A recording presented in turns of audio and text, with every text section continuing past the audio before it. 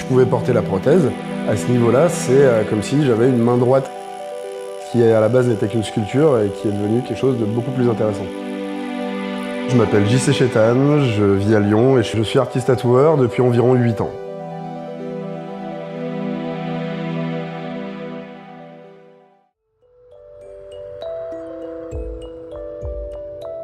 J'ai perdu mon bras lorsque j'avais 10 ans, donc il y a 22 ans.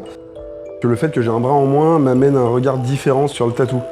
Un jour, j'ai demandé à un ami à moi tatoueur qui me monte une machine. À partir de ce jour-là, j'ai un petit peu lâché tout ce que je faisais pour me mettre à apprendre à tatouer en solo. On s'est dit que ça pourrait être intéressant justement d'avoir un dermographe monté au bout d'une coque de prothèse.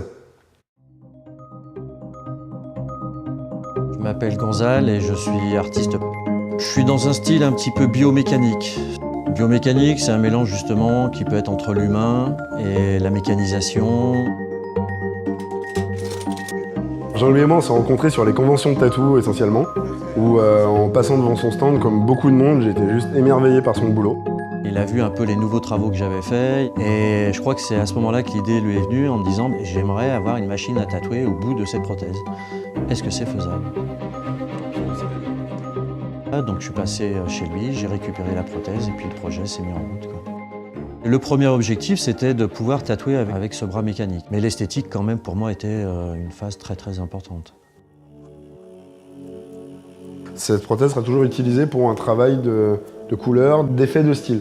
Ce sera essentiellement dans l'abstrait. Une fois que la machine était fixée sur le bras, qu'elle pouvait pivoter à 360 degrés pour pouvoir être utilisée correctement, je pense qu'il a été agréablement surpris. Enfin, je l'ai vu un peu comme un gamin qui avait un nouveau jouet pour travailler. Et puis je pense qu'il a assez rapidement aussi eu envie d'une deuxième, encore un petit peu plus technique, là pour le coup, pour vraiment un peu plus travailler.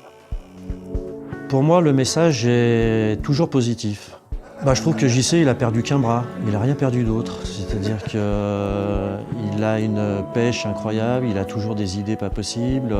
Ouais, c'est mon boulot certes, mais c'est avant tout une passion. J'ai envie de faire un truc, je le fais et puis on y va.